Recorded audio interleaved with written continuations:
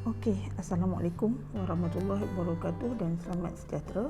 So in this video we will continue discuss hybridization, but this is for sp3 hybridization. So let's look at one of the example. So you try to describe the hybridization in CH3F. Okay, so the first step is drawing a Lewis structure. You're supposed to calculate the total number of valence electron. So we have carbon that consists of 4 electron, we have 3 hydrogen that consists of 3 electron, and we have fluorine that consists of 7 electron. In total we have 14 electron. So the Lewis structure is carbon as a central atom bonded to 3 hydrogen and 1 fluorine. Okay, so this is the first step. The second step is we have to calculate how many sigma bond, lone pair and pi bond around the central atom. In our case, carbon surrounded by have 4 sigma bond. So we can write a statement, carbon has 4 sigma bond. So the hybridization is sp3 because 1 plus 3 become 4. It is tally to the 4 sigma bond. Okay, the next step, sp3, the shape supposed to be tetrahedral. So this is a remark for us when we want to draw an orbital overlapping. The next step is step number 3 is we have to write a set of ground state, excited state and hybridization for the central atom, which is carbon. Okay, carbon have 4 valence electron. So we will have, this is the third step, carbon ground state.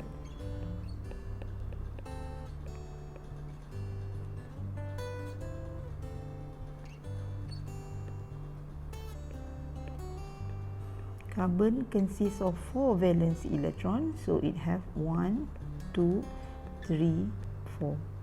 So based on our Lewis structure, we need 4 sigma bond, which means we need to have 4 orbital overlapping. But based on our orbital diagram at the ground state for carbon, it's only have 2 available orbital for overlapping. So how to make it 4?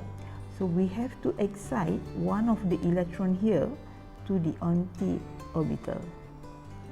Right, now we will have carbon excited state, which is this.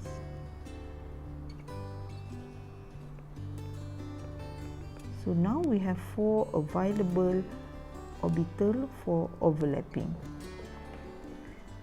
Alright, and the third step is we have to blend it together.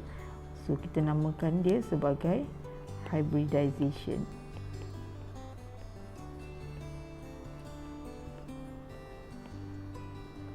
And all are sp3, so I just label 1 that represent all orbital is sp3. Okay, this is for the central atom. Then let's look at the terminal atom. We have 2 different atoms at the terminal.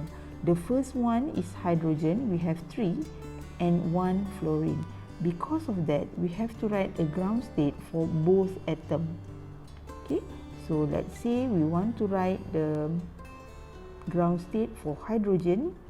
So hydrogen consists of 1 electron, so we only have 1 s orbital that occupied 1 electron. And then we have another terminal atom, which is fluorine. Fluorine have 7 valence electron and it come from period 2.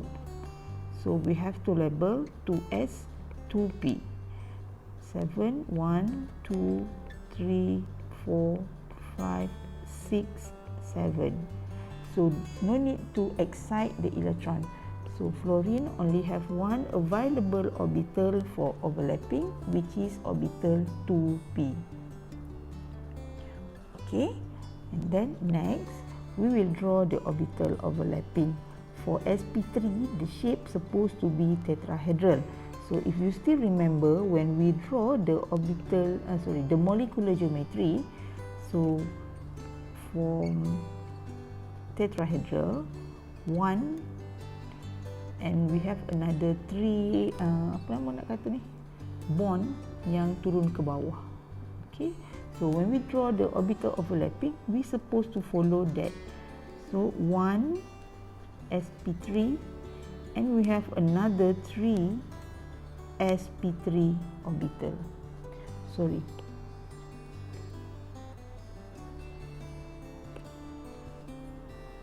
One, 2, 3. So this is sp3,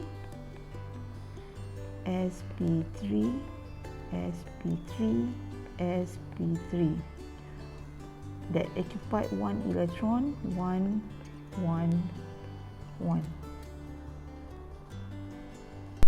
Okay, so this is carbon atom. Okay, 3 of it will overlap with hydrogen.